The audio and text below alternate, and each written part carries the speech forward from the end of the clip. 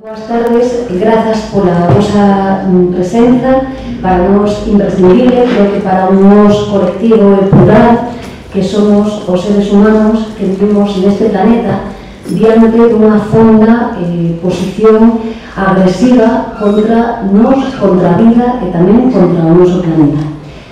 En primeiro lugar, quero darte as grazas á Esquerda Unida por ternos convidado e, sobre todo, por facilitar que unha persoa como unha muller como a que me acompaña, pois hoxe estea nada máis e nada menos que con nos en Vigo.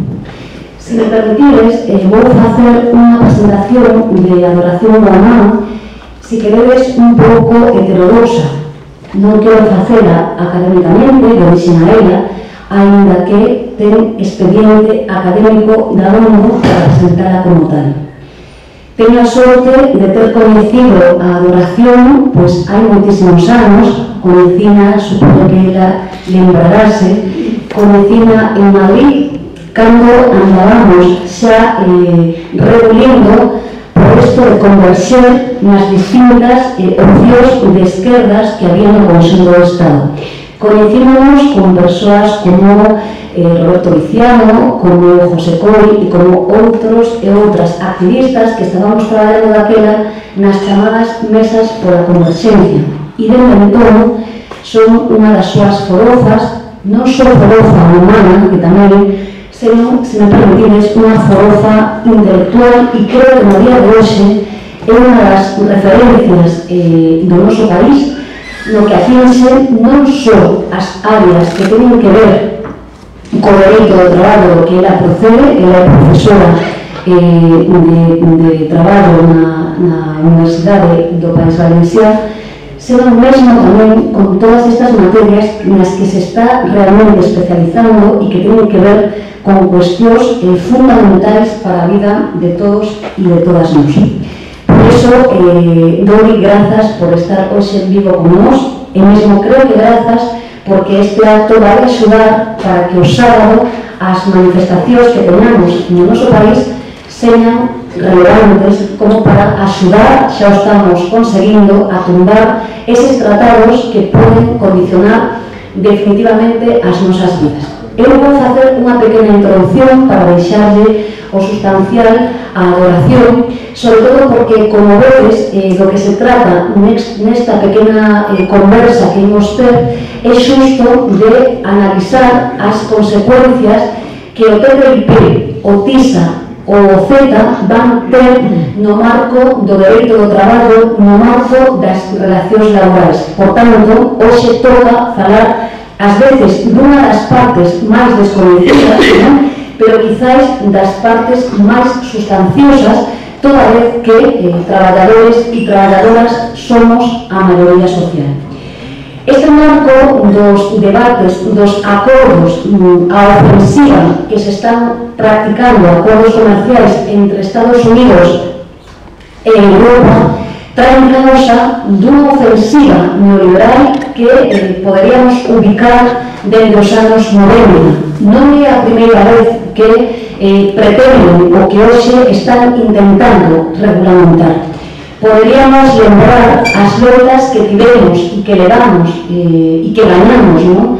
Nos anos 90, por exemplo, frente ao acordo multilateral de inversións, aínda que había un previo acordo dos anos anteriores que era o Acordo Xeral de Comercio de Servicios. Pero é certo que dentro do acordo multilateral de inversións, o chamado AMI, lembraredes as manifestacións, as concentracións, bueno, aquel reunir tamén que tivemos, non? De loita contra ese acordo. Despois de isto viñeron novas iniciativas ofensivas neoliberales nas que, de xeito rotundo, pretendían acabar, digamos, co estado de dereitos que tiñamos acabado no marco laboral ata o de agora, non? Despois do AMI, ben sabedes que chegou o ALCA, como reacción ao ALCA se organizou o ALBA, despois tivemos o NAFTA e, se me permitides, aínda que non está no marco dun acordo como tal, tivemos polo medio unha gran loita que levamos frente á chamada directiva Bolkestein. Recordaredes aquelas loitas tamén foron moi relevantes e, de feito, tamén conseguimos coas loitas organizadas tumbar ou excluir da directiva Bolkestein os aspectos máis agresivos que tiñan contra nos. Por tanto, digamos que hai unha ofensiva neoliberal dende os anos 90 que pretende realmente acabar cos nosos dereitos e, sobre todo, converternos en isto que define moi ben o profesor Boaventura de Sousa Santos, que é converternos en auténticas servas. Non é xa que teñamos un nivel determinado de dereitos, non que realmente queren que señamos no sentido extenso realmente precarias e pobres de xeito sustancial. Digamos que toda esta ofensiva neoliberal coido que se enmarca nunha disputa democrática.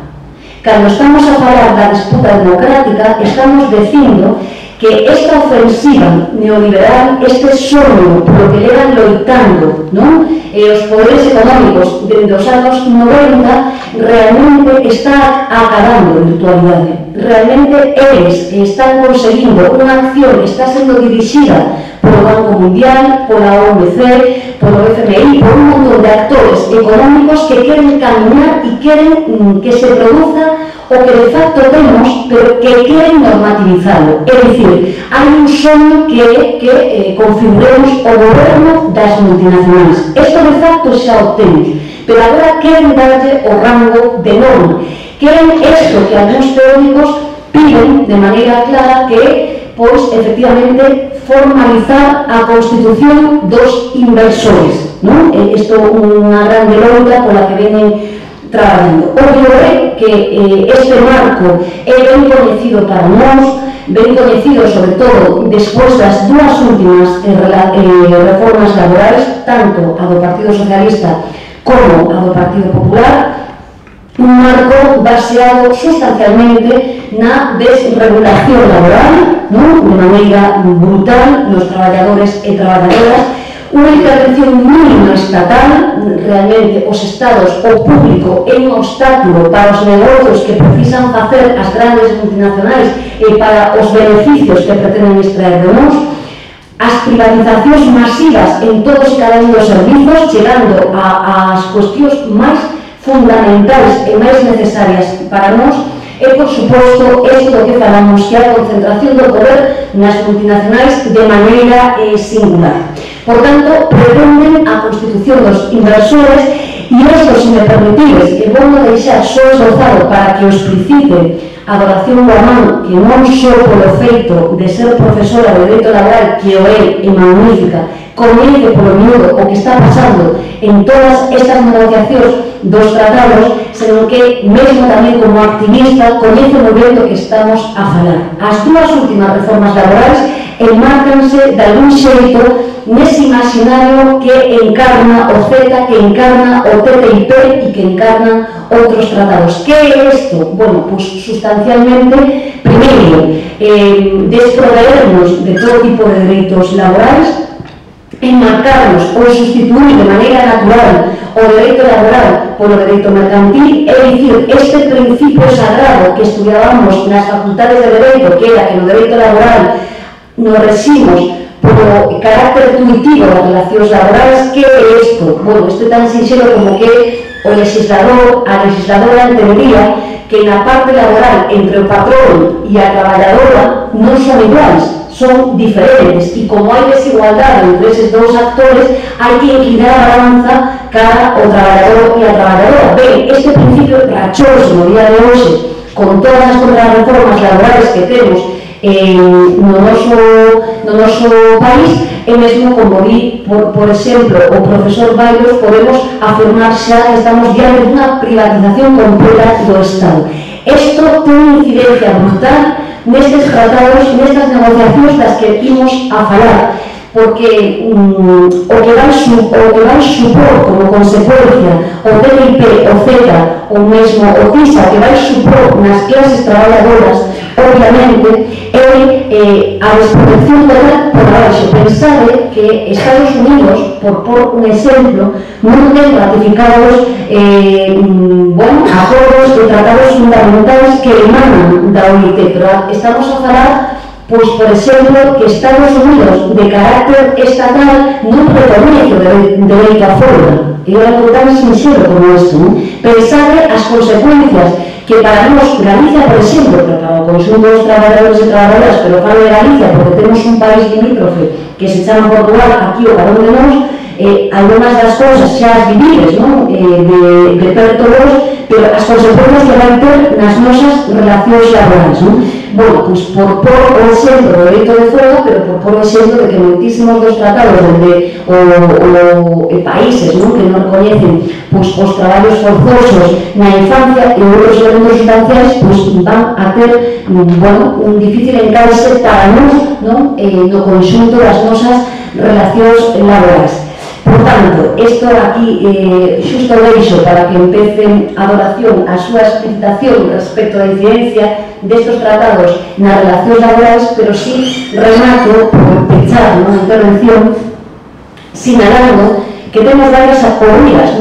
Temos unha obriga inmediata que é tumbar o TTIP, tumbar estes acordos porque a vida nos vai medio, é dicir, facer un chamamento para que saíamos masivamente ás rúas a protestar frente ao TIP. Segundo, que nos ponemos como acción diaria a loitar contra estes tratados. O falábamos antes, cando viñamos para aquí con Guillermo Dori e Maiseu, é dicir, é moi complexo, de feito, vamos e estamos gañando a batalla. É moi complexo, moi mundo globalizado, que ten aspectos moi negativos, pero moi positivos no que atinxe a circulación tecnolóxica, é dicir, que temos información por as redes sociais permanentemente, pois temos que tomarnos como unha acción diaria loitar frente a estes tratados. E unha, se me permitides, de carácter inmediato e máis fonda e máis profunda, é que frente a esa ofensiva neoliberal, frente a esa normativización ou a constitución dos inversores que están desexando poder reglar, eu creo que os traballadores e as traballadoras temos que concitar unha alternativa. Non seremos quen de vencer ou gañar esta partida na mentras non tezamos unha rede do xeito que seña que permita que de aquí en adiante digamos que a maioría social que somos os traballadores e as traballadoras podamos vivir con dignidade.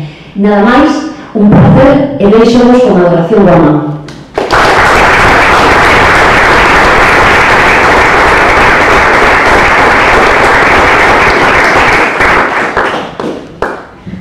Buenas tardes, buena vesprada. Hasta aquí mi gallego, ya me gustaría a mí poder continuar en vuestra lengua. Es un placer estar con vosotras y vosotros esta tarde. Quiero agradecer a las compañeras y compañeros de Izquierda Unida darme la oportunidad, no solamente porque en mi corazón soy muy gallega, tengo muchos vínculos con esta tierra, sino porque me da la ocasión de compartir mesa con una mujer a la que admiro, de la que he aprendido muchísimo y que para mí es emocionante escucharla y estar a su lado, pues podéis imaginar. Yolanda me ha hecho una presentación de amiga y he de reconocer que al lado de esta mujer pues militaría y estaría en las calles el resto de mis días. Así que bueno, es un lujo estar aquí y hablar de un tema que hace 2 años me sacó de casa, me llevó a participar en las campañas y todavía no he podido volver. El TTIP ha conseguido algo que parecía muy difícil, que es volver a movilizar, volver a crear redes, volver a crear núcleos. Las campañas están consiguiendo volver a unirnos en las calles. ¿Y esto por qué? Porque hace 2 años apenas sabíamos nada de esto tan raro que es el TTIP y ahora se está convirtiendo realmente en el eje de la movilización social a nivel europeo y también incluso tejiendo redes transnacionales entre los movimientos sociales de Canadá y Estados Unidos y de Europa. Bueno, porque realmente, como decía Yolanda, nos va la vida en ello. Se nos dice que el TTIP es un tratado de libre comercio y esta es la principal mentira. El TTIP no es un tratado de libre comercio.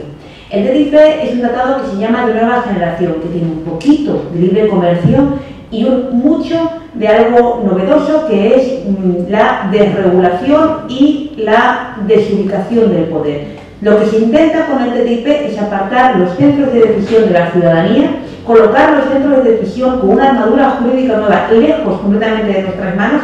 Ya estaban alejados porque gran parte de nuestras competencias las hemos seguido a la Unión Europea. El TTIP es un paso más para alejar los centros de toma de decisión en nuestras manos y para construir, como decía Yolanda, un traje a medida para las multinacionales.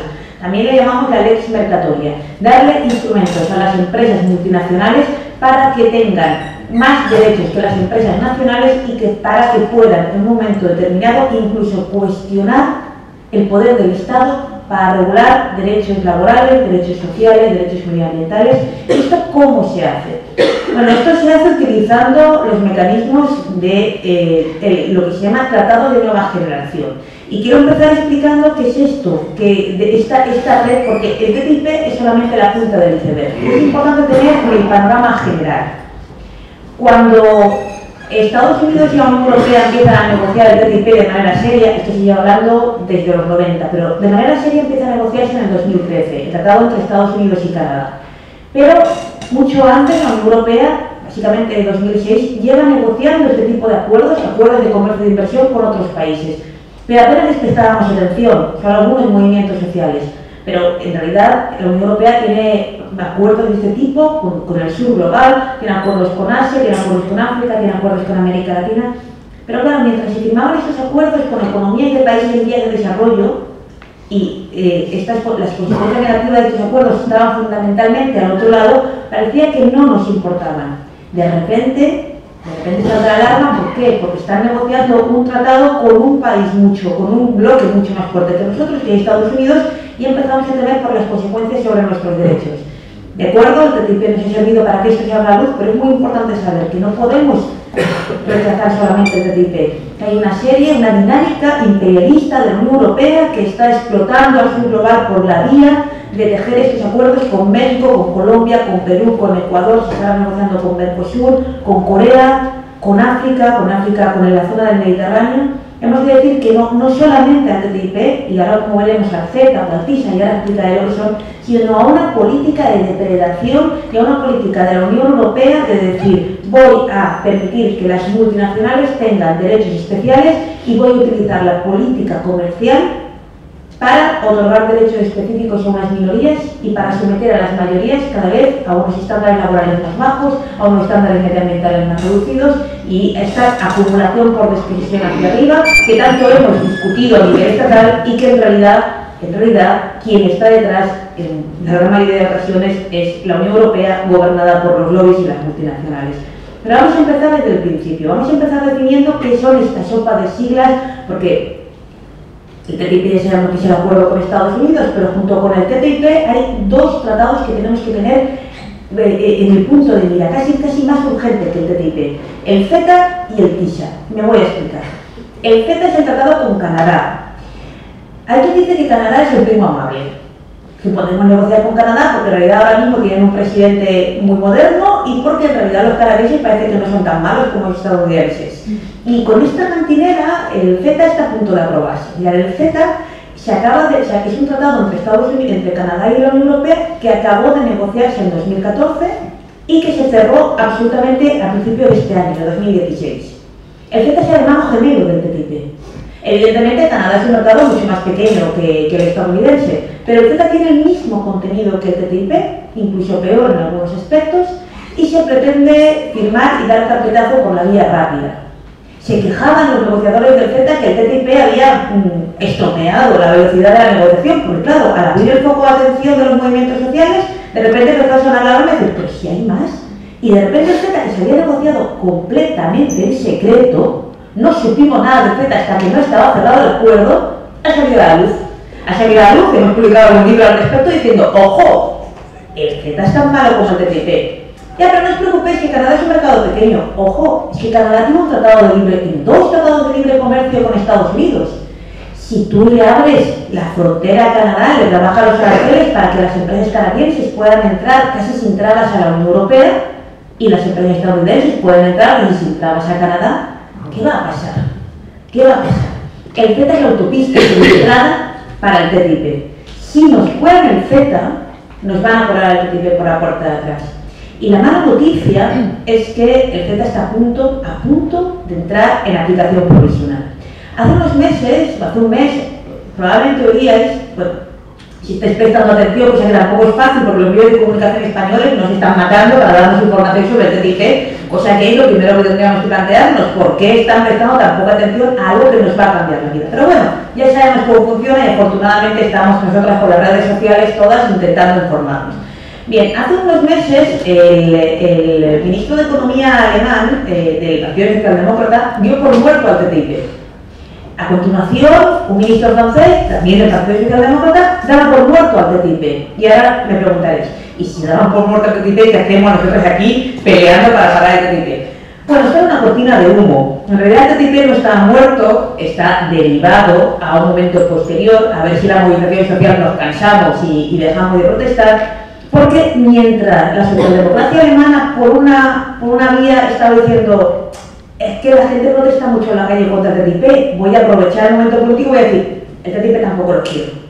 Pero con la otra mano estaba a punto de aprobar el CETA. De hecho, los distintos partidos socialdemócratas en Europa están apoyando el CETA con todas sus fuerzas. Mira, hay una eurodiputada, por contar un chascarrillo, hay una eurodiputada del Partido Socialista que es la cheerleader mayor del TTIP. Vamos, si la mujer se ha engañado por toda la geografía española diciendo que el TTIP era muy bueno porque iba a fomentar el comercio de la naranja, que es valenciano, el comercio de la naranja y de los azulejos, que también es un poco muy valenciano. Claro, ni un dato. Cuando nos hemos enfrentado con datos, con determinadas eurodiputadas y eurodiputados, y le hemos dicho, por favor, hay informes que dicen que el TTIP va a generar un crecimiento del 0,05 a 2027. Esto no es nada. Y al revés, además hay informes que dicen que el TTIP va a generar desempleo, que el TTIP va a acrecentar el traspaso de rentas de las y los trabajadores hacia las empresas, que el TTIP va a producir un deterioro económico precisamente en los estados que mejor situación tienen, porque es evidente que el TTIP va directo a la línea de flotación del estado de bienestar. Luego explicaremos el porqué. Bueno, ellos mantienen que no, que es muy bueno para las pymes, que es muy bueno. Son una serie de mitos que ahora. Bien, de repente, cuando la movilización social se pone muy dura, como está poniendo, hay movilizaciones en Alemania muy potentes, tener en cuenta el momento político, elecciones en Alemania próximas, elecciones en Francia próximas, los partidos socialdemócratas dicen, uy, a ver si esto no va a pasar factura de elecciones, giran y dicen, el TTIP lo tiro o lo derivo, ya no se va a firmar en la era Obama, como era la voluntad, y voy a intentar que se apruebe el CETA. El próximo 18 de octubre hay una reunión muy importante en Bruselas en la cual se va a intentar dar por cerrado el acuerdo del CETA entre los gobiernos de los Estados miembros para ir a una firma acelerada. El CETA es un tratado que tiene que firmarse cuando se aprueben los Estados miembros. En el CETA se ha reconocido que es un tratado que no puede aprobarse solamente a la Unión Europea, sino que tiene que pasarse por nuestro Parlamento, por ejemplo. Pero claro, eso derivaría de la entrada en vigor muchos años, porque las cosas no van despacio. ¿Qué se ha inventado la Comisión? Y por eso lo primero que quiero decir, se ha inventado un mecanismo que se llama aplicación provisional, que ya se utilizó en un tratado con Corea, no sé si os sonará, probablemente no, pero hay un tratado entre la Unión Europea y Corea que entró en vigor en la aplicación provisional en 2011 y que finalmente se ratificó en 2015, 4 años de tratado en vigor sin que se aprobara definitivamente, y que fue votado en las Cortes, en nuestro Parlamento, en 2012. ¿Alguna de vosotras sabía o de vosotros sabía que en 2012 se aprobó un acuerdo de libre comercio y de inversión casi igualito que el TTIP entre Corea y la Unión Europea? No, bueno, Corea no, Estados Unidos, evidentemente.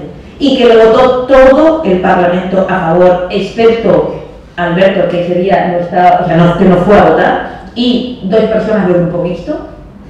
¿Por qué votaron a favor hasta diputados y diputadas de izquierda? Que no sabían lo que era, porque no sabían lo que era. Ahora, afortunadamente, esto no volvería a pasar, pero el mecanismo es perverso.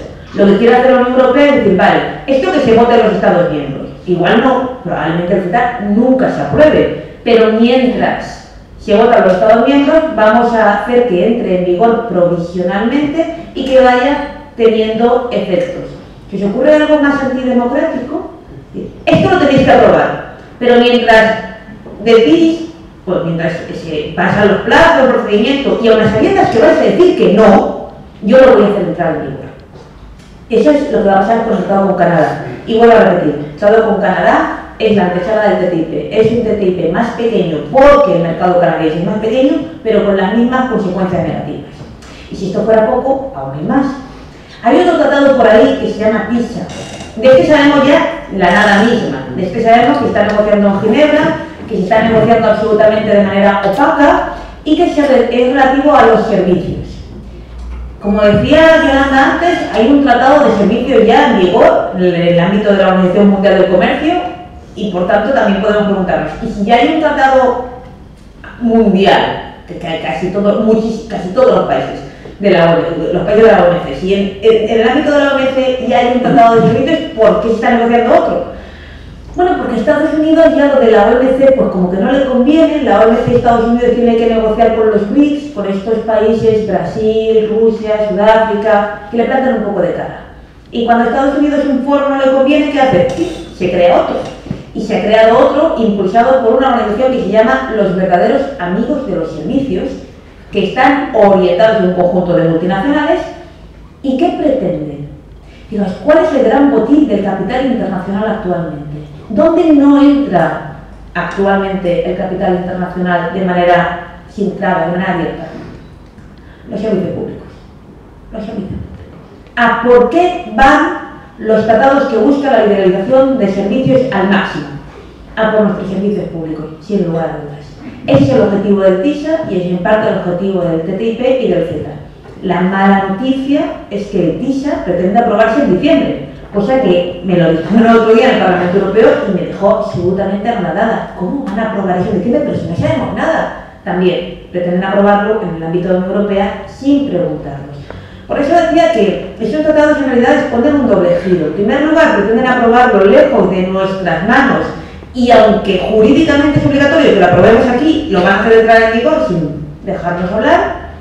Y en segundo lugar, lo que hacen es crear otra esfera de decisión y otros mecanismos que sitúan una serie de competencias que en principio deberían de decidirse en el plano estatal y las ponen en nuestras manos. Y ahora cuando os cuente el contenido de los tratados, creo que vamos a entender el porqué. Y perdón si alguna de vosotras ya conoce esto, pero creo que es importante ir a un poco desmenuzar lo que contiene el TTIP y el CETA y luego ya veremos las cuestiones laborales.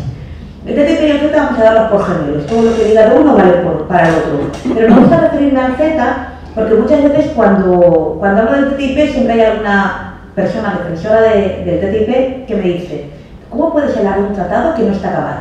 Bueno, puedo hablar de un tratado que no está acabado primero porque hay filtraciones de textos que ya están muy avanzados. Sabéis que la Comisión Europea, la comisaria europea, otro chascarrillo, un día la comisaria que está negociando esto dice el TTIP es el tratado más transparente de la historia, negociado con mayor transparencia de la historia. Y la mujer pues tenía razón, claro, pues, de los anteriores no sabíamos nada. Y del TTIP, ¿qué sabemos? Bueno, pues sabemos lo que tiene que contener, sabemos las partes y sabemos que la Comisión Europea, cuando va a una ronda de negociación, cuando va a negociar, publica en su página web lo que lleva a negociar. Pero si alguna de vosotros alguna vez ha negociado algo con otra persona, si tú publicas tu postura de inicio y vas a negociar con alguien muy fuerte, probablemente lo que has publicado no sea nada interesante, porque en la negociación va a cambiar todo. Imaginad la Unión Europea negociando con Estados Unidos. Del texto inicial probablemente cambie todo. Y eso que cambia todo no lo conocemos. ¿De acuerdo? Lo conocemos ahora porque realmente las filtraciones de Greenpeace últimas fueron considerables. Y además están traducidas y colgadas en internet. Pero aún así, cuando me dicen, no, es que claro, hablar del TTIP, digo, no te preocupes, voy a hablar del CETA. Porque me he leído las 1580 páginas del CETA. No tiene mérito, soy profesora de Derecho y no dedicamos tenemos experiencia en este tipo de cosas. Y tras leer la totalidad del acuerdo, y fijaos una cosa, 1580 páginas diréis, vaya pedazo tratado. Pero en realidad, texto con artículos, texto articulado, son 250. Estos son los llamados anexos. En los llamados anexos están todos los aranceles, todos los servicios, etc. Tema de la denominación de origen, todo está en los anexos. Bien, pues tras leer las 250 páginas y los anexos del CETA, creo que puedo hablar tranquilamente de qué contienen estos tratados sin que nadie me diga, es que no lo conocemos. Perdón, esto ya lo conocemos. ¿Qué contienen estos tratados? Tienen tres partes fundamentales. La primera parte, el acceso al mercado. Es, digamos, lo tradicional. Cuando uno piensa en un tratado de libre comercio, que dice un tratado entre dos partes para que los aranceles que se imponen a las mercancías se bajen. Bien, eso es la primera parte del TTIP y del CETA. pero los aranceles entre Estados Unidos y la Unión Europea eran muy reducidos, un 3%.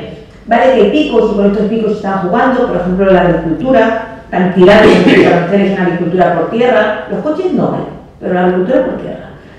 Estos picos son los más difíciles de negociar, pero el principal objetivo del TTIP y del CETA no son los aranceles, no son las barreras en fronteras, son las barreras dentro. Y aquí hay un cambio fundamental que yo como profe de Derecho a mí me espanta. Se está utilizando continuamente el término barrera no arancelaria, es decir, barrera que no es un arancel. ¿Qué significa barrera no arancelaria? Bueno, un obstáculo derivado de una norma técnica que impide que una empresa pueda exportar y hacer entrar sus productos con libertad. Es una barrera no arancelaria. ¿Qué tipo de barrera no arancelaria os puede sonar? Y lo primero que te dicen siempre, porque la luz de los coches, esto es lo que te dice la Comisión, la luz de los frenos de los coches es diferente en Estados Unidos y en la Unión Europea y esto es un obstáculo a comerciar coches. Pues sí, estaría bien que todos tuviéramos la misma luz de los coches, está claro.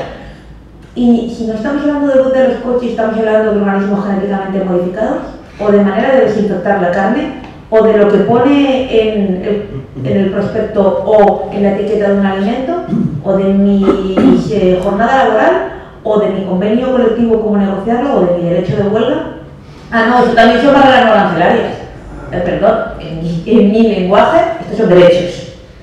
Derechos conseguidos tras muchas luchas de los movimientos sindicales, ecologistas, etcétera, etcétera, etcétera. Son derechos que además regula la persona, legislador, que yo he elegido con un programa electoral.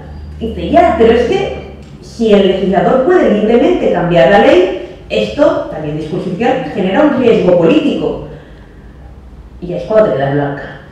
¿Qué es el riesgo político según ellos? El riesgo político es el riesgo que corren los inversores cuando un inversor extranjero viene aquí, invierte una pasta en algo y luego llega el alcalde de turno o el presidente de la Generalitat o presidenta de turno y dice voy a cambiar la ley. Ese cambio de ley perjudica la inversión extranjera porque sí, le da por subir el salario mínimo. Claro, si tú vienes aquí, inviertes y pagas a los trabajadores X y hay una ley que te obliga a pagar X+1, como a toda empresa estatal, evidentemente está reduciendo beneficio. Sí.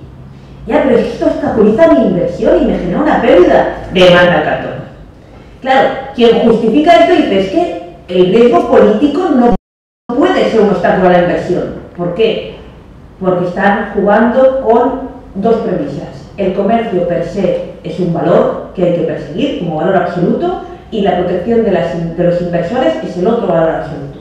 Esas dos premisas también tienen su propia conclusión, que es la que ellos mantienen. El comercio internacional y la inversión extranjera per se generan riqueza y esta riqueza se redistribuye. Error. Esta riqueza no se redistribuye. Generar riqueza la genera, evidentemente, pero se queda en este 1% de los que están concentrando la riqueza. Y no nos estamos inventando nada, solo hay que ver experiencias pasadas. Y a mí la experiencia que me genera realmente más, o que me es más útil a la hora de explicar las consecuencias de lo que puede pasar es el NAFTA, el tratado entre Canadá, Estados Unidos y México. Y siempre me dicen, es que no se puede comparar, por ejemplo, España con México. Ay, desde luego no, pero si miramos el nivel, por ejemplo, de desempleo o los distintos niveles y las diferentes económicas, igual podríamos encontrar algún paralelismo entre España y Alemania en alguna de las relaciones entre México y Estados Unidos, en algún caso. Pero bueno, lo que pasó en México fue un absoluto desastre. El NAFTA se aprueba y entra en vigor el 1 de 1 del 94. Seguro que hay aquí alguna revolucionario que se acuerda de lo que pasó el 1 de 1 del 94. El alzamiento zapatista. ¿Por qué el alzamiento zapatista 1 de 1 del 94?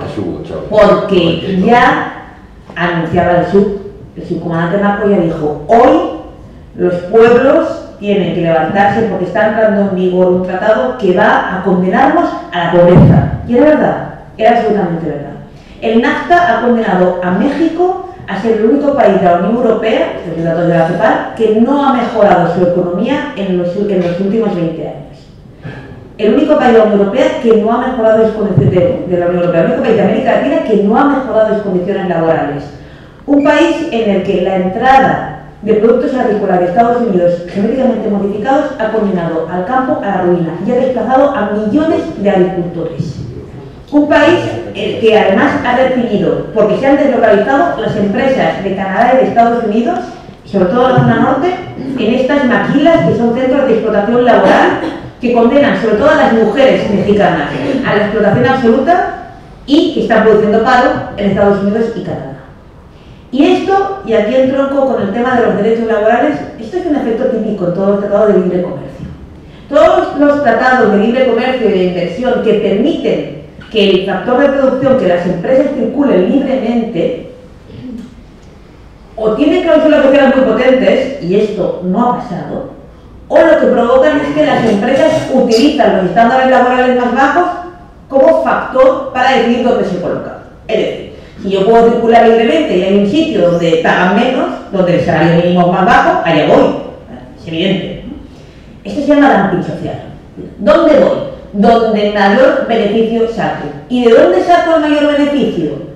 Del país que tenga más devaluada su mano de obra. ¿Os suena la política de Rajoy de devaluar su mano de obra para atraer la inversión? Pues ahora pensar esto que está pasando en el ámbito de la Unión Europea y que ya está colocándonos como el país precarizado de Europa para atraer la inversión, que le abrimos la frontera de Estados Unidos, a las empresas estadounidenses y a las canadienses. Pero no solamente pasa esto, cuando tú abres las fronteras de esa manera y permites el dumping social, se da una segunda situación, que es que los estados empiezan a mirarse entre ellos y decir, pues si es que atrae la inversión rebajando los derechos, ¿qué voy a hacer yo? Rebajarlos más. Y empezamos una especie de competencia de quién puede rebajar más los estándares laborales. Oigan, mire Grecia, Italia, Portugal, España, Chipre y Irlanda. ¿Qué han hecho? ¿Qué estamos haciendo la Unión Europea con nuestros derechos laborales? A ver, ¿quién corre la baja más? Ojo, que sin el TTIP todas estas cuestiones ya pasan. Parece que con el TTIP es un salto cualitativo, esto va a pasar más. Entonces, primero, el dumping social, luego, carrera a la baja. ¿Por qué? Entonces está trabajando el estándar para la inversión y otras. Esto pasa siempre. Y en el TTIP y el CETA se incluyen mecanismos que van a permitir que esto ocurra.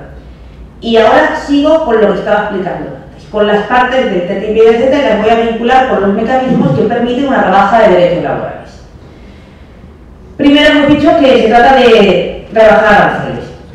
Pero además se trata de liberalizar servicios, porque no solamente queremos que circulen más fácilmente los productos, sino que circulen más fácilmente los servicios. ¿Cuál es el problema de liberalizar servicios? Pues que lo de liberalizar es una palabra que tampoco es real. No están liberalizando, están desregulando. Es decir, rebajando las condiciones para que los prestadores de servicios, que tienen que cumplir los prestadores de servicios. Por ejemplo, empresa dedicada a la educación privada estadounidense que quiera afincarse en Francia. Francia ha dicho que vale, que bien, que la educación privada vale, que se abre el servicio de educación privada, pero que cuando una empresa estadounidense quiera asentarse en Francia y prestar servicio de educación privada, tiene que cumplir algunas condiciones. Por ejemplo, que sean de la dirección y de los profesores un tanto de nacionales europeos o franceses. Parece lógico, ¿vale? Usted viene aquí a prestar servicio de educación privada en primaria y secundaria, que una parte sean nacionales europeos o franceses. No pueden poner franceses porque si no estarían discriminando ante la Unión Europea. ¿España ha dicho algo de eso? Ni media. Francia. Cuando una empresa quiera comprar terreno agrícola en Francia, tiene que tener una autorización del Estado. Parece lógico. Sí, al final todo el terreno agrícola francés, incluidos los viñedos, se lo van a comprar a las empresas estadounidenses. Parece lógico. ¿España ha dicho algo de eso? La liberalización de servicios, la desregularización de servicios se ha negociado por cada país, no se ha negociado en el ámbito de la Unión Europea. Y cada país ha protegido lo que ha considerado necesario proteger. ¿Qué está protegiendo el gobierno español? Nada, muy poco. Los abogados, colegios de abogados, veterinarios, ambulancias, que no saber por qué el sector de ambulancias ha hecho algún precio, y poco más. Estamos a la cola de los países de la Unión Europea en cuanto a protección. Pero, ¿Qué pasa con los derechos laborales? Pues aquí hay un problemita porque cuando una empresa estadounidense venga a instalarse en España y se traiga a las trabajadoras y trabajadores, ¿qué estándares laborales les va a aplicar? Los de origen, salarios más bajos, no derechos sindicales, etcétera. Los de aquí, podríamos entender que se les será de aplicación al convenio colectivo siempre o no, o los mínimos. Bueno, esto es muy complicado, hay mucho debate jurídico, pero básicamente van a ser los mínimos. De manera que vamos a tener trabajadores aquí que, depende si los crea una empresa estadounidense o depende si los contrata una empresa española, van a jugar también con diferentes estándares laborales. Y cuando a nosotros se nos llega a trabajar a Estados Unidos en una empresa española, ¿qué estándares nos van a aplicar? Pues os puedo asegurar que no vais a poder hacer nada. Eso puedo asegurar. Pero vamos un pasito más. El segundo bloque del TTIP y del CETA. Hemos dicho, primer bloque, acceso al mercado, desregulación de servicios y rebaja de aranceles. Ojo con la agricultura ahí. Segundo bloque, cooperación reguladora. ¿Qué es esto de la cooperación reguladora? Que suena muy bien, pero es lo más impactante del TTIP y del CETA. Bueno, aquí es, ¿os acordáis del concepto de barrera no arancelaria? Bueno, hay unas barreras, que son las leyes y otros derechos, que es necesario difuminar. Y vamos a intentar homologar las normas de ambos lados del Atlántico. Y claro, tenemos un pequeño problema. Oiga, señor, pero si es que las normas las hace el legislador y el legislador lo elige la soberanía popular. Entonces yo, de verdad, yo quiero que siga legislando, si es posible, el legislador, aquí esta mujer, a quien he votado. Bueno, pues esto, ya me gustaría ver, el corazón saca. No, pero en realidad la cooperación reguladora es un mecanismo por el cual se pretende difuminar las diferencias de ambos lados del Atlántico. Esto ya ha pasado en la Unión Europea. En la Unión Europea hemos intentado hacer converger la legislación de los Estados miembros. ¿Y esto qué ha provocado? Mirad cómo no está nuestro derecho laboral. Si tenemos que poner en común nuestra realidad con la realidad de Estados Unidos, que son realidades tan diversas en cuanto a organismos genéticamente modificados, en cuanto a tratamiento de hormonas en carne de vacuno, en carne de cerdo y antibióticos en ambos tipos de carne, en cuanto a utilización de pesticidas, en cuanto a etiquetado, en cuanto, por ejemplo, al principio de precaución. Es decir, cuando aquí se quiere comercializar un producto, se tiene que probar que no afecta a la salud. Cuando se comercializa en Estados Unidos, se comercializa y si hay una denuncia que justifica que afecta a la salud, entonces se deja de comercializar. ¿Tenemos algo en común con ellos? ¿Realmente tenemos una cultura en común con Estados Unidos? En casi nada. En casi nada lo tenemos, y por servicios públicos ya. Pues, esta cooperación reguladora, si se hace en derechos laborales, ¿qué puede acabar provocando? Por supuesto, una carrera a la baja. Solo un ejemplo, como decía Yolanda. En cuanto a tratados OIT, Tratados de la Organización Internacional del Trabajo, Estados Unidos ha ratificado 2 de los hechos fundamentales y 13 en total, y nosotros, si me ha ido el dato, 57. O 72, 57, sí, 72. Es decir, si tenemos esta diferencia en normas protectoras de derechos, ¿cómo queremos llegar a algo en común con ellos? El tercer pilar del TTIP y del CETA, y voy acabando para que podamos dialogar, es, digamos, un cajón desastre donde hay muchas normas, pero la que más nos importa es el tema de la protección del inversor extranjero. El TTIP y el CETA incluyen algo que en realidad ya está en vigor, porque la protección de la inversión extranjera se hace mediante tratados bilaterales de inversión y hay miles de tratados bilaterales de inversión en el mundo, miles. La Unión Europea tiene cientos de tratados bilaterales de inversión entre países miembros, entre países por fuera, pero ¿qué hay de malo y por qué un tratado bilateral de inversión? Explico rápidamente. Esto empezó allá por los años 50 entre Alemania y un país asiático, porque Alemania y Pakistán, porque los inversores alemanes decían, años 50, si yo no voy a invertir a Pakistán y en Pakistán pasa algo, yo quiero que alguien me asegure la inversión frente al riesgo político que supone un país que democráticamente no está sentado. ¿Cómo se garantizaba la salud de la inversión? Bueno, con un tratado específico que le daba al inversor derechos especiales, de manera que si este país de democracia no asentada tenía un cambio de gobierno o cualquier cosa que iba a perjudicar al inversor, el inversor tenía derecho a demandar al Estado frente a un tribunal de arbitraje. ¿Por qué? Porque no se fiaban de los jueces, porque un juez nacional en un país sin una democracia sentada podría acabar perjudicando al inversor y fallando a favor del Estado. Todo pensando en corrupción, etcétera, años 50, mentalidad imperialista, etcétera. Pero es que esto sigue siendo el principio que rige los actuales tratados bilaterales de inversión y el actual mecanismo que está en el TTIP y en el CETA.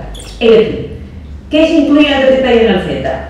Un derecho específico para la inversión extranjera, una empresa que venga de Estados Unidos aquí, para que, si hace una inversión, por ejemplo, gestionar el servicio de agua de un ayuntamiento, y el ayuntamiento en un momento determinado decide remunicipalizar o decide, porque cambia el gobierno, cambiar las condiciones de manera legítima, no tenga que pagar la indemnización pactada, tenga que responder ante un tribunal de arbitraje por una indemnización millonaria por una denuncia que le va a poner esta empresa. Os cuento un caso real, absolutamente.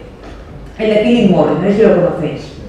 Philip Morris demanda a Uruguay y demanda a Australia porque ambos países, los parlamentos de ambos países, aprueban una ley por la cual obligan a todas las tabacaleras que invierten en el país, que fabrican en el país, a poner el anuncio de protección de la salud más grande.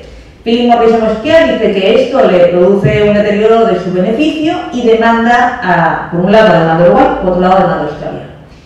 Y no solamente le demanda por cantidades millonarias, el 4% del PIB de Uruguay, solamente le pide al tribunal que condene a Uruguay a pagar el 4% de su PIB, con lo que se podría hacer eso en la educación. Y es que además le dice al tribunal de arbitraje que le diga a estos países que han legislado mal y que corrijan la legislación. Que bueno, este es el sumum del esperpento, que un tribunal de arbitraje le puede decir a un parlamento soberano que está legislando mal porque está conculcando los derechos de un inversor.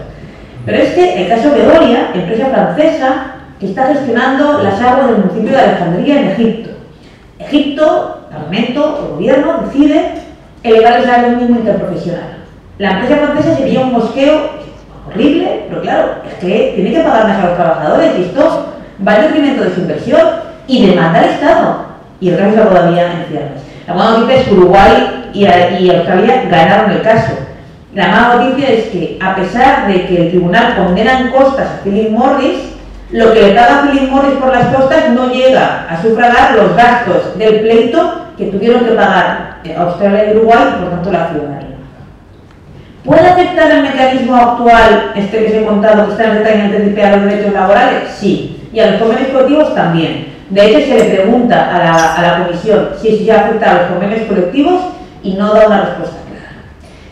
Con todo esto que os acabo de relatar, parece claro que los derechos laborales van a estar afectados cualitativamente, pero aún hay más, dejadme que dé la última vuelta de tuerca. Es que también va a generar desempleo. A la Comisión Europea se le llena la boca de publicidad diciendo que esos tratados van a generar puestos de trabajo porque son beneficiarios para las pymes. Y hay un folleto indignante que está, yo me entiendo con esto, porque la Comisión se gasta dinero, y en especial aquí en España, que siempre somos como más solteras. Hay un folleto financiado por la Comisión Europea y por el gobierno español donde hay fotos de 10 empresarias y empresarios diciendo el TTIP va a beneficiar a mi pyme. Oiga, ¿por qué? Porque sí. Oiga, pero usted es pobre de Estados Unidos, yo no tengo capacidad, pero seguro que para desarrollo de que me voy a Estados Unidos de cabeza. Un poco de seriedad. Los estudios serios, que no están pagados por la COE, ni por la Cámara de Comercio, etcétera, afirman que ni el TTIP ni el CETA van a beneficiar a las pymes, todo lo contrario. Y por algunas razones básicas. En primer lugar, en comercio internacional el tamaño importa.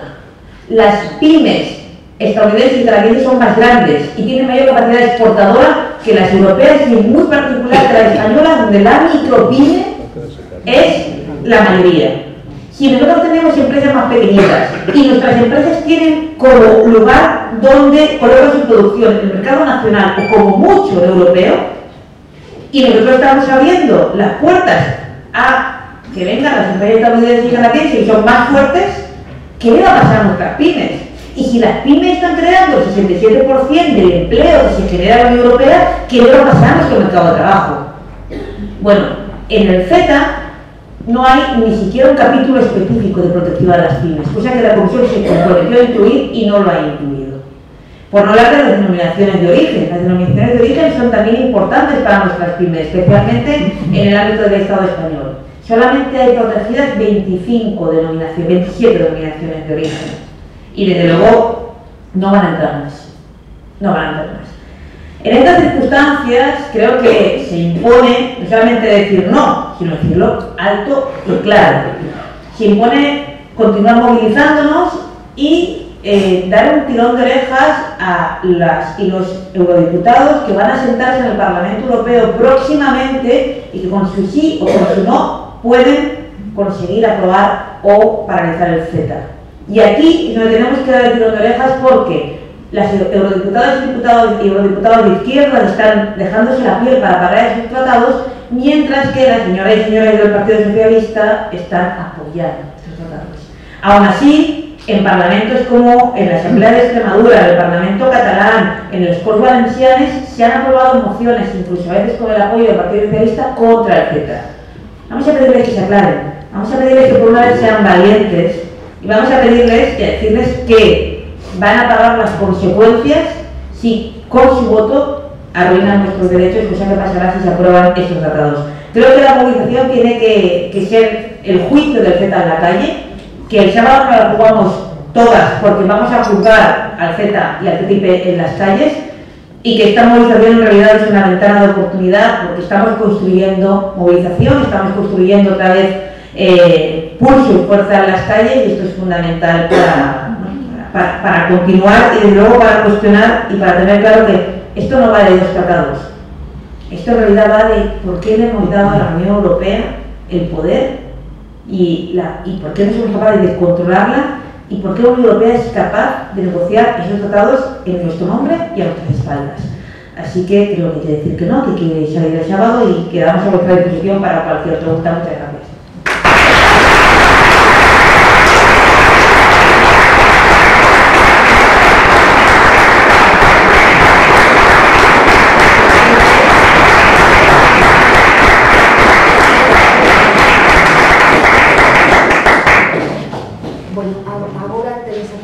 Depedindo, Guillermo, non sei se é micro ou como é, vos vai pasando, de acordo? Venga.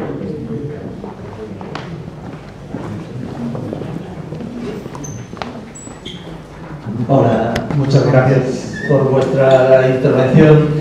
Voy a ponerme en el lado optimista, pensando que vamos a ser capaces de parar estos tratados, pero mi duda es, ya digo, desde ese punto de vista optimista, si podrían quedar una especie de rescoldos de la aplicación provisional de estos tratados en el futuro. O sea, digamos, si van a empezar a activarse provisionalmente ahora, pues hasta que se paren de forma definitiva, si pueden quedar efectos secundarios, no solo en este tiempo provisional, sino en los siguientes por una especie de derechos adquiridos de los inversores o cosas así. Sí. Hola, buenas noches por estar aquí, la delegación. Solo una apreciación, yo, Yolanda, y a mí un término neoliberal no me gusta, hay que decirlo, a mí me gusta el término capitalista o anticapitalista, porque a fase histórica hay que estar, y aparte recomiendo que va a ser de actualidad. Estamos a punto de celebrar el 100 aniversario de la Revolución de Octubre y hay un libro muy interesante que os máis maiores, temos algunhas canas, releeremos, pero sobre todo os xóvenes les recomendo que lean Imperialismo, fase superior do capitalismo. Moi interesante. Que dicir, o tema de, efectivamente, da nafta, eu estuve en San Cristóbal de las Casas no 2006 e estuve en movilización no 2006 tamén no Zoco. Quiero decir que antes que ese levantamiento hubo en Venezuela, no ano 92, de un militar que se chamaba Hugo Chávez Fría, o cual reivindico plenamente cada vez máis.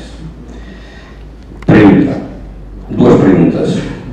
A duración, que Unión Europea estamos construindo aquela que os que eleximos os nosos representantes no Parlamento ni siquiera poden ter acceso libre de aquello que está en función de millones y millones de trabajadores en el mundo, pero en toda la Unión Europea. Y primera cuestión, ¿y qué te sugiere en función de Lenin, que sabes que ha habido una fusión de dos multinacionales, una España y otra Monsanto, por 66.000 millones de dólares? ¿Qué te sugiere al hilo de lo que estamos discutiendo?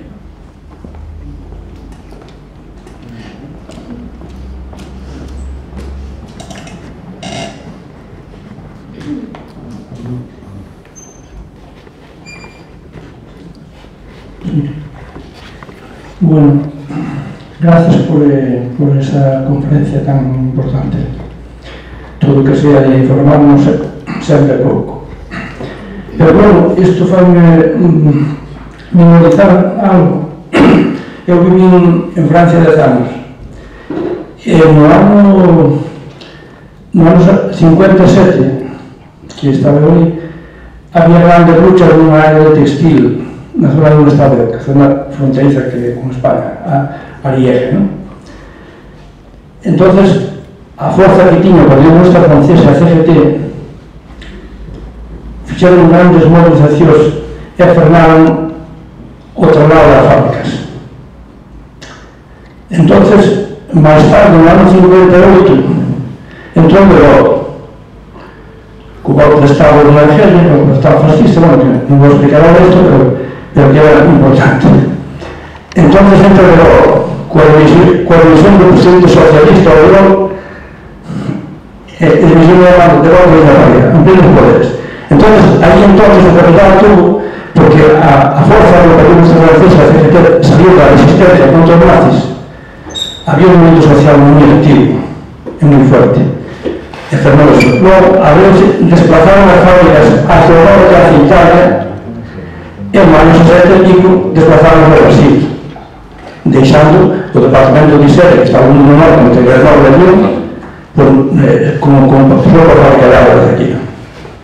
Entonces, eu digo, os teóricos do movimento social, se non houbera sido por as tradicións terribles, tradicións terribles de teorización, porque está caer máis claro, non hai terceiras vías para nada. Eu non me vexo por ningún lado. A experiencia da vida da lucha que levo na miña vida non me socorro por ningún sitio.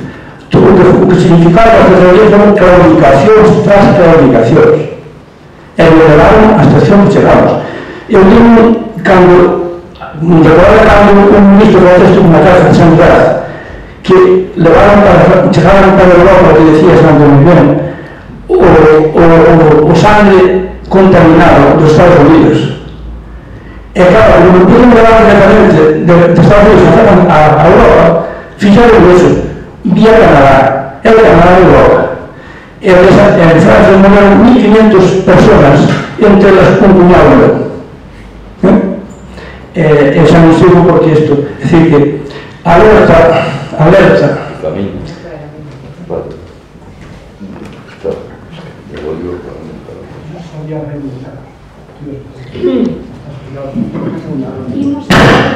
de 3 en 3 años. La primera cuestión ha dado en el clavo.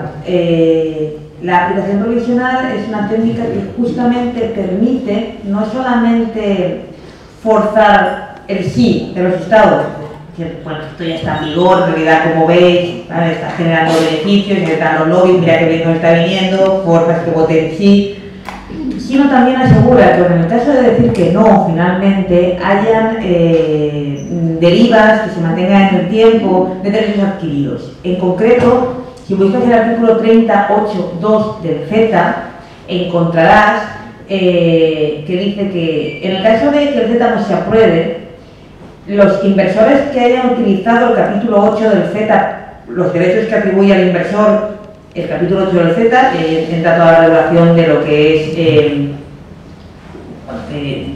los privilegios de la inversión, voy a entrar antes mismo, tendrán posibilidad de utilizar estos mecanismos de protección durante 3 años.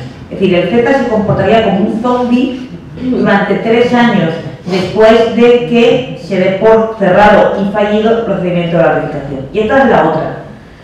¿Cuándo se va a dar por fallido el procedimiento de ratificación? ¿Cuando el primer país diga que no? No se sabe. Este es uno de los problemas de estos tratados, que como no hay una interpretación todavía de las normas que regulan todos los procedimientos en el Tratado de Funcionamiento de la Unión Europea, estamos dependiendo de interpretaciones que hace la Comisión y que luego revisará en su caso el Tribunal de Justicia. Estamos pendientes de lo que diga el Tribunal de Justicia con respecto al Tratado UE-Singapur, y en juez y parte. El Tribunal de Justicia casi siempre juega de parte de la Comisión, la Comisión siempre juega de parte de sus intereses, y aquí, bueno, aquí estamos pendientes de si, no lo he comentado antes, entre los Estados miembros tampoco hay demasiado acuerdo para aprobar o no el CETA, porque Bulgaria y Rumanía estaban enfadados porque Canadá dice que de visa a los rumanos y a los búlgaros nada, y dice, pero bueno, nosotros porque a los españoles sí, a nosotros no, bueno, pues eso parece que lo están arreglando. Austria estaba mosqueada, la derecha, y tampoco le gustaba el CETA, porque también es cierto, a la extrema derecha tampoco le gustan estos tratados por otras cuestiones que no tienen nada que ver con las nuestras. Grecia, de quien esperábamos un acto heroico, el acto heroico se ha reducido a decir queremos el queso feta dentro de las denominaciones de origen protegidas, y una vez reconocido el queso feta dentro de las denominaciones de origen protegidas, para nuestra desgracia, parece que el gobierno griego ha claudicado. Entonces, esto es un suma y sigue de desgracias. Pero la cosa es que cada vez se pone más complicada, y si el sábado conseguimos movilizar de manera contundente, yo creo que igual empieza también a pensárselo, y uno de los objetivos es que el gobierno griego pues se vea que su sociedad, aun con el CETA dentro, pues no quiere el tratado con Canadá. ¿Qué Unión Europea estamos construyendo? Bueno, yo es que me encanta que me haga esa pregunta, porque es el otro pilar que creo que estamos consiguiendo lanzar con el TTIP.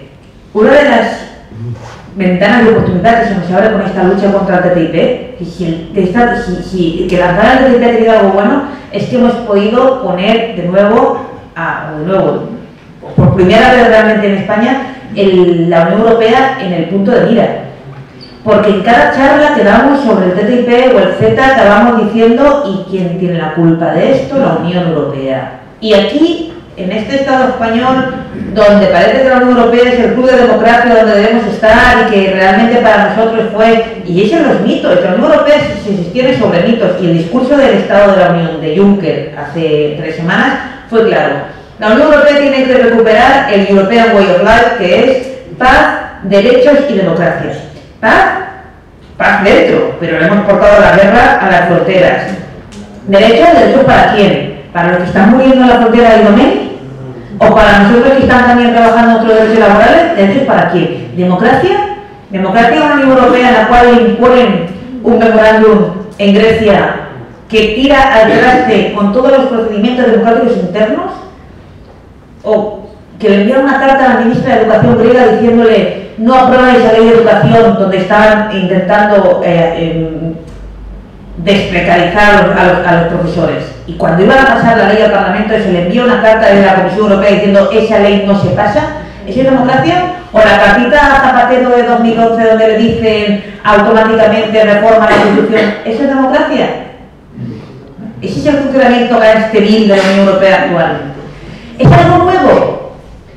Bueno, es algo un poco más duro, pero yo creo que la Unión Europea tiene un código genético que se basa en una unión de mercaderes, que los padres fundadores realmente nunca jamás pensaron en una unión de derechos, que pensaron fundamentalmente en una unión para la libre circulación de capitales y mercancías y servicios, que la libre circulación de las personas ha sido un añadido que ha servido para ir legitimando la construcción europea, que ha habido algún destello de socialidad, pero que la Unión Europea ha sido el instrumento más acabado para destrozar los estados del bienestar que hemos generado por luchas sociales, y que la Unión Europea ha sido el escudo perfecto.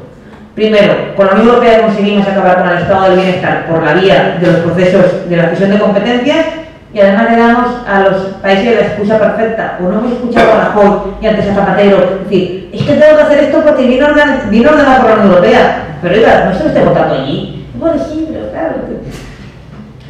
Creo que la Unión Europea tenía en el código genético esta falta de democracia, esta voluntad de exportar las guerras hacia afuera y esta voluntad de reducir los derechos sociales al mínimo. Ahora el problema lo tenemos entre la izquierda y tenemos un problema grave. ¿Cuál es la alternativa? ¿Qué queremos? Es un debate que no podemos abrir aquí, pero creo que es fundamental que como personas de izquierdas que queremos el bienestar para las mayorías sociales, tenemos que acometer ya el debate de qué Unión Europea queremos para nosotros y para nuestras hijas e hijos. Porque desde luego con esta Unión Europea no hay futuro para las pensiones, no hay futuro para el bienestar, no hay futuro para lo público, no hay futuro para el trabajo. Pero, desde luego creo que tampoco podemos caer en soluciones que parecen fáciles. Y ahora lo voy.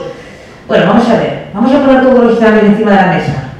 Quien quiera irse que diga cómo, cuándo y qué nos va a costar. Quien quiera decir no voy a democratizar, oiga, cuando me dice voy a democratizar el Banco Central Europeo, ¿qué pasa aquí? ¿Será que el derecho de la Unión Europea, que requiere unanimidad para tocar los tratados, te va a permitir democratizar algo? No nos engañemos. La Unión Europea, tal como está ahora, es muy difícilmente reformable. Ahora, ¿hay opciones? Yo creo que sí, que hay que sentarnos a debatirlas. Nos vamos a reunir con el Alter Summit, que es un conjunto de fuerzas sociales, sindicales, etcétera, en Bruselas en noviembre, con varias fundaciones europeas, con el Plan B, con el 10-25 de Varoufakis, para pensar qué Europa queremos, para plantear los escenarios a nivel jurídico, a nivel técnico, a nivel económico y ver qué Europa queremos. Y esto queremos reproducirlo a nivel, de nuevo, local y lanzar ese debate. Si conseguimos lanzar ese debate, también como aprovechando las redes creadas con la lucha contra el TTIP y el CETA, realmente estamos consiguiendo algo importantísimo, porque ahí sí que nos va la vida, en ver qué hacemos con la Unión Europea.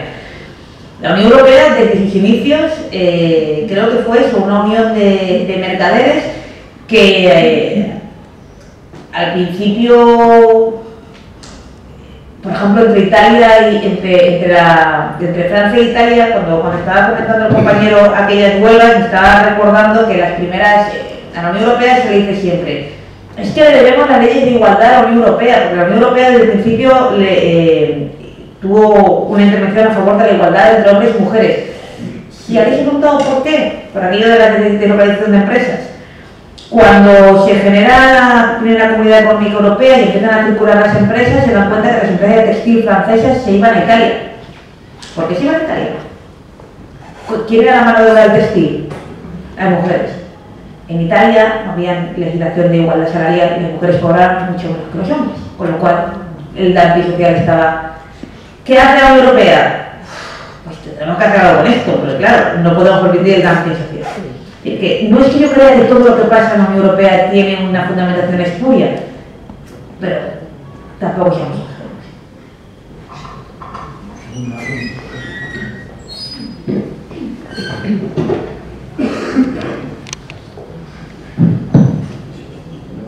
Hola, lo primero agradecer la charla, que la he encontrado muy interesante.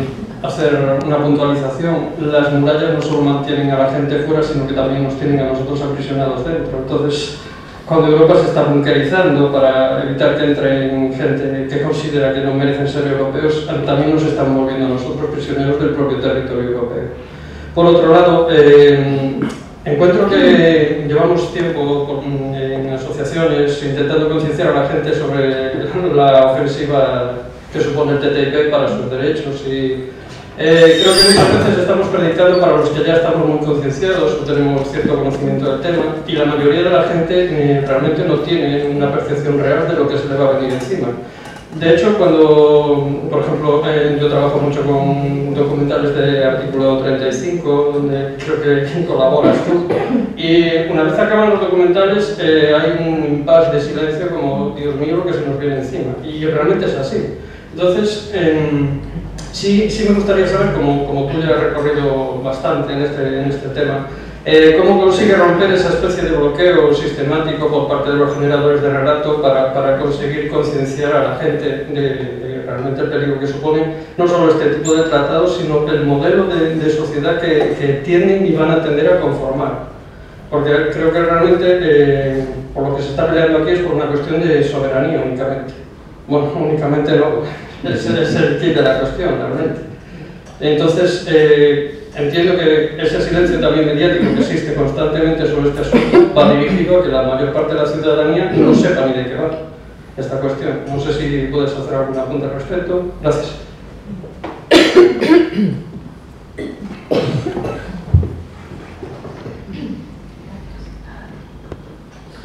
Bueno, gracias por la charla también, porque me parece muy instructiva. Tres cosas pequeñitas. Una que es una tontería, pero bueno, si la charla va a estar colgada en algún sitio para poder difundirla, porque creo que puede ser de gran ayuda para mucha gente, porque me pareció fácil de entender, a pesar de que hay mucho contenido en ella.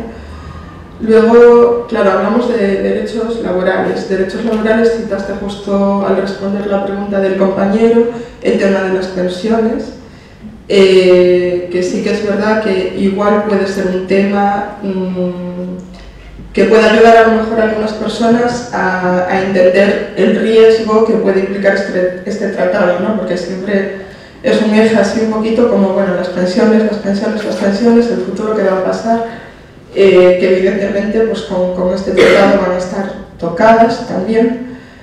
Y el tema, claro, de los derechos laborales hay unas condiciones como a nivel general, pero por ejemplo cuando hablamos de colectivos específicos como las personas con discapacidad o elementos como más específicos, que cada país dentro de la Unión Europea tiene derechos que defienden más, que amparan más o menos, ya hay una gran diversidad dentro de la Unión Europea. Supongo que evidentemente se van a ver también terriblemente tocados. No lo sé, ahí es un poco desconocimiento y bueno, de cara a los colectivos de personas con discapacidad y todo esto, no sé, si sabes algo del tema, no sé. Si hay algún artículo específico sobre esos temas o cómo está. Y de cara a lo que es el compañero hablaba de sensibilizar a las personas ante la importancia de las consecuencias que van a tener estos tratados. Sí que creo, por mi propia experiencia, que creo que es difícil y que al final normalmente son unas mismas personas las que se acercan a escuchar, pero igual para mí, yo por lo menos a las personas que he ido como introduciendo en estos tratados muchas veces ha sido desde el tema concreto que creo que a ellos les puede sensibilizar más. Pues por ejemplo, si es una persona que está cambiando sus hábitos alimenticios a pues, un tema más de ecología, de tal y de cual, pues de alguna forma tocarlo desde la empatía de cómo te puede afectar estos tratados en el campo de pues, el monopolio que hay de empresas agrícolas, etcétera, etcétera. Claro, es más a nivel personal, no individual, pero cada persona tiene como un punto sensible a una temática X y como estos tratados afectan a muchas temáticas, pues medio ambiente, medicamentos, agricultura, quizás enfocarlo desde ahí, ¿no? Aunque sea un trabajo más minucioso, pero bueno, es un poco mi percepción.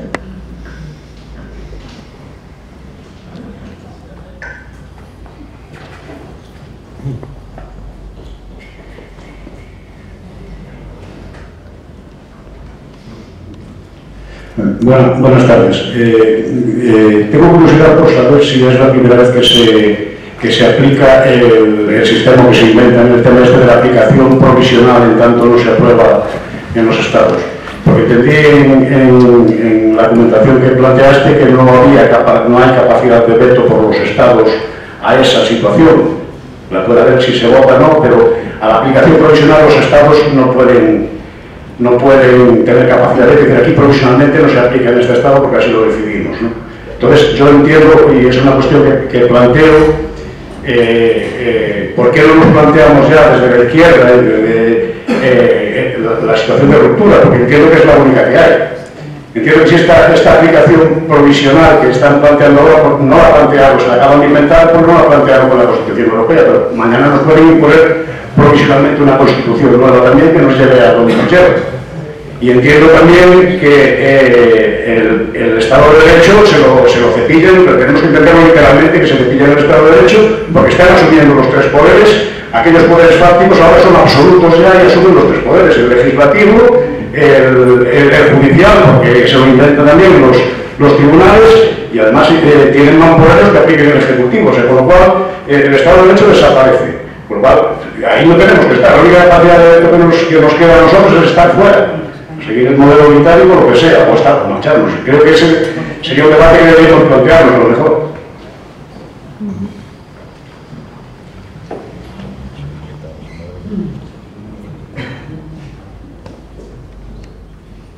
Como seguro que muchas de vosotras y vosotros estáis dentro de las... ¿Me oyes? De la campaña y de las campañas, creo que lo que ha preguntado el compañero es una de las preguntas que desde el principio nos hemos hecho. ¿Cómo llegamos fuera de los que estamos convencidos? ¿Cómo llegar ahí? Yo diría que hay 4 o 5 estrategias que intentamos seguir. La primera, personal, estudiar mucho y jugar en su terreno, jugarnos a la técnica.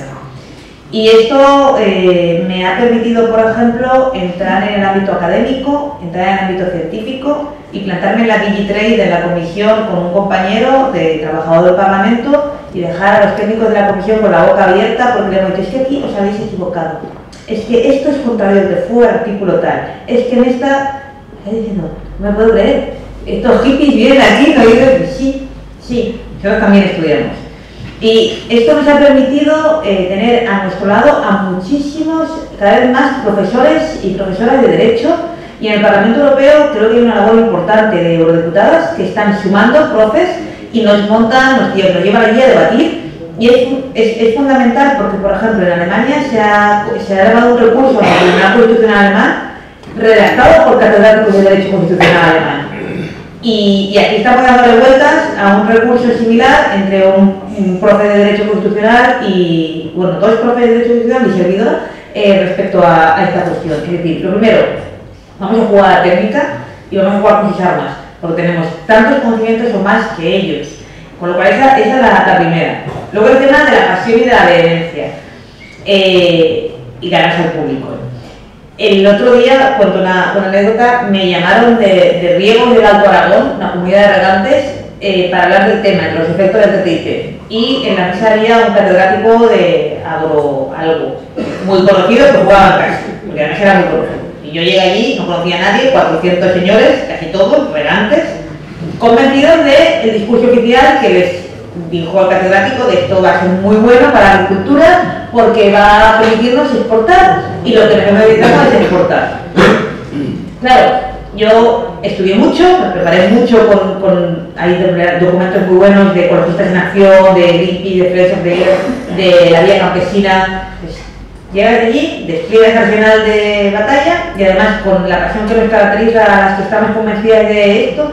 Y todo lo que pudo decirme la señora Kenneth es que la pasión no nos lleva a ningún sitio, porque claro, hay que entenderse. No, señor, no hay que entenderse, hay que decirle a la gente claro lo que pasa. Hay que decirle a la gente claro que todos los informes de impacto evidencian que el TTIP provoca una mayor parte de ganancias para Estados Unidos y una mínima parte de ganancias para el campo español. Esto hay que decirlo claro. Y las denominaciones de origen quedan desprotegidas. Y la ganadería va a tener consecuencias nefastas, porque la carne de vacuno nosotros no la moramos y ellos sí.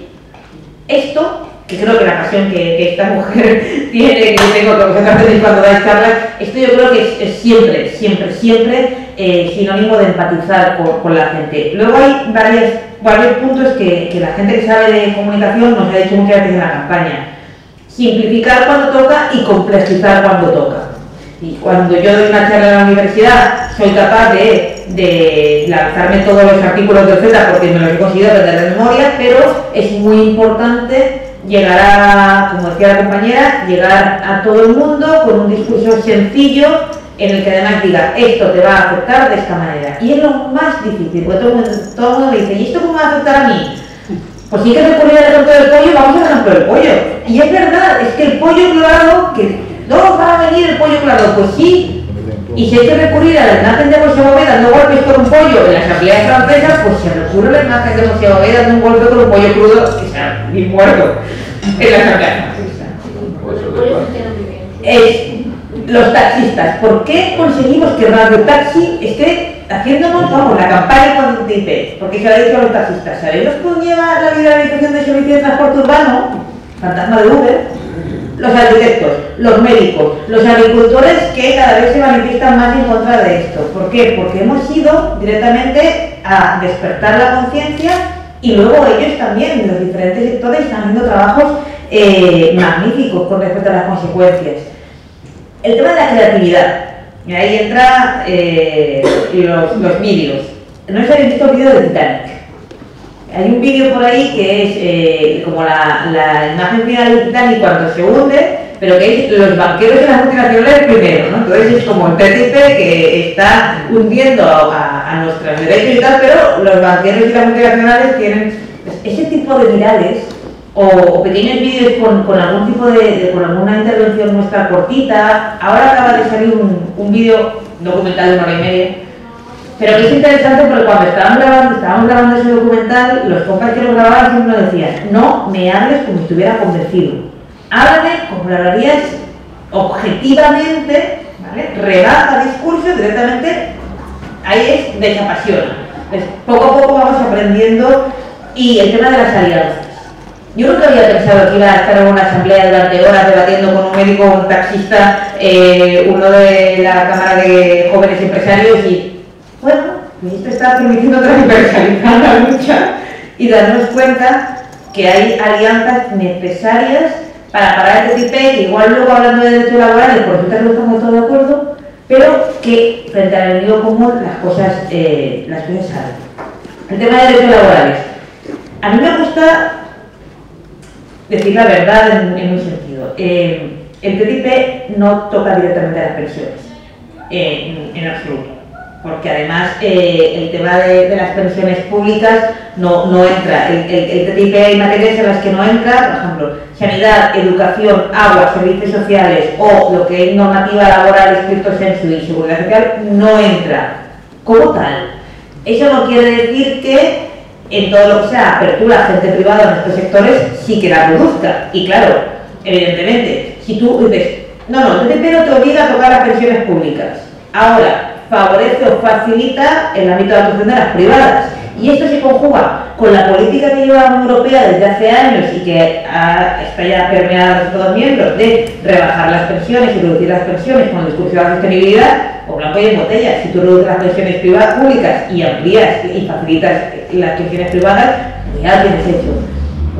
No nos hace falta que venga el TTIP a reducir las pensiones. La Unión Europea ya solita, en connivencia con los Estados miembros, nos ha dejado las pensiones tocadas y hundidas. Y este es uno de los grandes temas del futuro. El tema del salario mínimo interprofesional, lo mismo. No hace falta que venga el TTIP a rebajar los salarios. Y se acaba de aprobar está en fase de aprobación una directiva para que se creen una cosa que se llama Consejo de Competitividad, que son unos señores de negro que van a venir aquí a decirnos cómo tiene que ser nuestro salario mínimo, que tiene que ir vinculado a la productividad, etcétera, etcétera, etcétera. Esto ya está pasando. Colectivos específicos, no hay, y a nadie se le ocurriría nada. El TTIP tiene una previsión en la que dice que cuando haya previsiones específicas para personas con diversidad funcional se van a prohibir. Claro, no son tontos. Y muchas de las cosas, no sé si lo he dicho antes, pero el CETA y el TTIP le llaman Living Agreement, acuerdo vivo. ¿Por qué? Porque en realidad se generan estructuras como el comité mixto del CETA que va a poder ir aprobando o desarrollando el CETA una vez constituido. Una vez aprobado el CETA se va a constituir un comité que va a tener vida propia y va a ir desarrollando el tratado, de manera que muchas de las cosas que no están ahora van a poder introducir después. El comité mixto del CETA tiene posibilidad incluso de modificar los anexos o incluso de decir cuál es la interpretación correcta del capítulo de inversiones. Estamos dándole potestad. Yo de verdad, como jurista, tú creas una cosa y esa cosa empoderas a un organismo para que modifique la cosa sin que te pidan. Una cosa loca. Entonces, tema de discapacidad, a mí me preocupa mucho lo que son con la contratación pública. En el capítulo de contratación pública del CETA se establece una serie de requisitos que hacen muy difícil o casi imposible introducir cláusulas sociales y medioambientales. Para nosotras, la contratación pública o cláusulas sociales relativa a colectivos con diversidad funcional es fundamental, porque está permitiéndonos abrir espacios de las empresas de inserción, etcétera, etcétera, etcétera. Esto va a ser dificilísimo si se aprueba el CETA. Porque lo que ha hecho es, para abrir los mercados de contratación pública absolutamente, limitar la posibilidad de introducir cláusulas sociales. Entonces ahí sí. ahí sí que puede tocarnos el tema de la discapacidad. La aplicación provisional se ha aplicado a un montón de veces. Colombia, Perú, Corea han entrado en la aplicación provisional. ¿Antidemocrático? Yo creo que sí. Ahora, cuando discuto con esto con algún profe, digamos, así ortodoxo, me dice, no, pero si están los tratados es democrático. ¿Perdón? Como decía Juncker, no hay democracia fuera de los tratados de la Unión Europea. Bueno, sí está. O sea, claro, es que aquí reducimos absolutamente democracia a legalidad. No, oiga, no. Democracia, legalidad y legitimidad. Democracia, legalidad y legitimidad. Con lo cual, perdón, pero si en los tratados de la Unión Europea, actualmente, el Tratado de la Unión y el Tratado de Funcionamiento de la Unión Europea, hay mecanismos cuya puesta en práctica está demostrándose que genera una falta de legitimidad evidente en las decisiones, pues tenemos que reformarlos. Desobedecer. Es que realmente el Estado español, el gobierno español en funciones, va a aprobar la aplicación provisional. El gobierno español en funciones. La aplicación provisional se aprueba por mayoría cualificada en el Consejo. La mayoría cualificada, 65% más. A ver, mayoría cualificada de estados que implica el 65% de la población. Estoy hablando de memoria ahora mismo. Quiero decir, no es difícil, la tienen. La tienen. Y todavía no está claro qué países se van a posicionar en contra. Esto quiere decir que el Consejo tiene que tomar 2 o incluso 3 decisiones. A. Aprobar el CETA. B. Aprobar la aplicación provisional. Y C. Bueno, eso ya está, determinar que el CETA es acuerdo mixto y que por tanto va a los Estados miembros. Y para todo eso no requiere unanimidad. En mi opinión sí requiere unanimidad porque hay partes del tratado que son unanimidad, pero ya está claro que no. Entonces, ¿quién está votando ahí? El gobierno de Rajoy. Nuestro gobierno en funciones. ¿Que eso es ilegal? No, porque la ley del Tratado de 2014 yo creo que es muy difícil cogerlo. ¿Que eso es legítimo? Evidentemente no. Evidentemente no. Ahora, estamos aquí explorando también otras vías, la vía del artículo 93, bueno, no voy a entrar con tecnicismos ahora, pero sí que estamos dándole muchas vueltas a ver cómo podemos, desde el Estado español, enganchar por la vía de la inconstitucionalidad la aprobación del CETA y la aplicación provisional. Pero si utilizamos el TFUE, porque la normativa europea lo tienen niquelado. Tienen la mayoría necesaria y van a aprobar de manera separada para no impactar las decisiones. Por un lado, la aprobación, por otro lado, la aplicación provisional, por otro lado, tratado de historia. Y para adelante.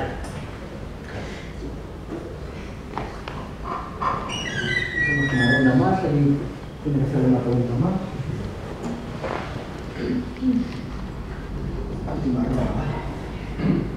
Hola, buen día, amigo, y gracias por la charla que ha sido muy didáctica. Vamos a ver, yo conjugaría todo esto con la gran universidad de Chile, de Milton Friedman y los Chicago Boys.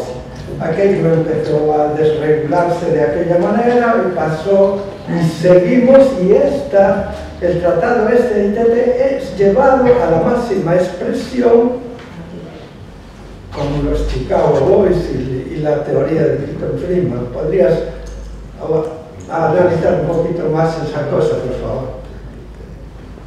¿Alguien más?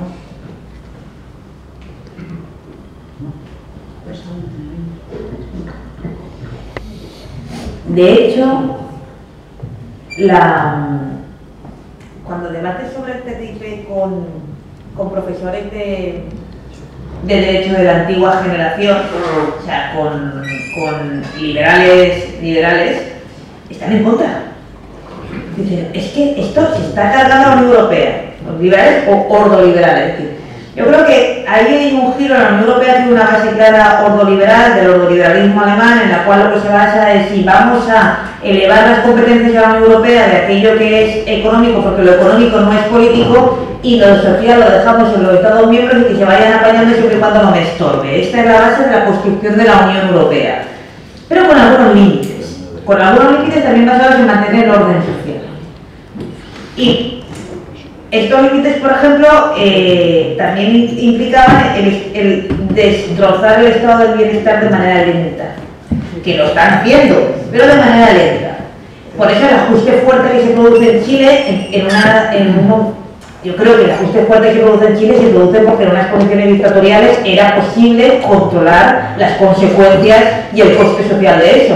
Y era absolutamente imposible un ajuste tan fuerte inmediato y sin embargo ha habido un ajuste más largo. Yo creo que el TTIP es una vuelta de tuerca porque el TTIP pone en jaque a las propias instituciones de la Unión Europea. Por eso realmente los padres, digamos, que desde el derecho europeo, los padres del derecho europeo miran al TTIP con mucho recelo porque, oiga, esto además rompe la distribución competencial entre Estados y Unión Europea, esto pone realmente a la Unión Europea muy al servicio de Estados Unidos, cuando realmente la Unión Europea mantenía una independencia jurídica absoluta, y aquí se crean diversas entidades que los vinculan. Entonces, realmente esto al sector más, digamos, tradicional, por supuesto de derechas, de la Unión Europea tampoco le contenta. Yo creo que sí, que vamos al ajuste rápido y a asegurar el actual momento de liberalización. Es como si dijéramos, de desregularización mejor, como si dijéramos, hemos conseguido con la excusa de la crisis económica desregularizar al máximo y ampliar los niveles de privatización y ahora, ¡pum!, congelo y vuelvo hacia adelante. Y de ahí la cláusula Ratchet. La cláusula Ratchet o la cláusula de trinquete es una cláusula fundamental del TTIP, por ejemplo, que prohíbe ir hacia atrás. Es decir, tú tienes ahora mismo un grado de regularización de servicios, de liberalización. Cuanto a servicios públicos también, todo lo que es privatizado se congela. A partir de ahora, tú puedes privatizar más. Pero conforme vayas privatizando, claro, se congela. Eso es lo que llama la cláusula de trinquete. Y un paso más, hacia atrás no puedes ir. Ese es el método básico para que demuestra que, bueno, lo que se quiere es congelar y asegurar que no va a haber marcha atrás. Y que aunque en la Unión Europea nos pudiéramos volver locos y en un momento determinado querer darle más poder al Parlamento Europeo y reformar los tratados y dar marcha atrás en el proceso de regularización, es que tenemos un tratado internacional firmado con Estados Unidos que nos impide hacer eso. Yo creo que es el cerrojo, como el candado, que está a punto de cerrarse y que si se cierra van a coger la llave, la van a tirar y estamos acabados. Así que creo que la terapia de shock así que no nos queda otra que el sábado salir a las calles y seguir haciendo lo que estáis haciendo, que es pues vernos, hablarlo, difundirlo y pararnos de todas. Muchas gracias.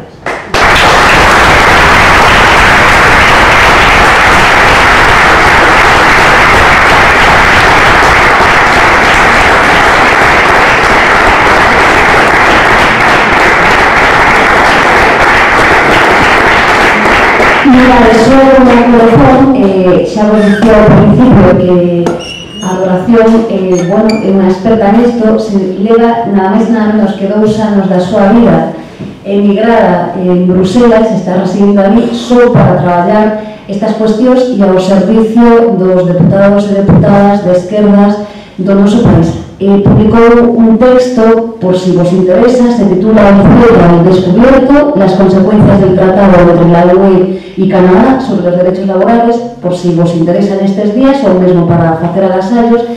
E nada máis que decirle a ela que grazas por vir a Galicia e que imos contar con ela a partir destes días. E a vos pedirvos que o sábado, por favor, saíamos ás rúas e que, como dixen ao principio, diariamente adiquemos un anaquino das nosas vidas a loitar contra estes tratados. Adiante.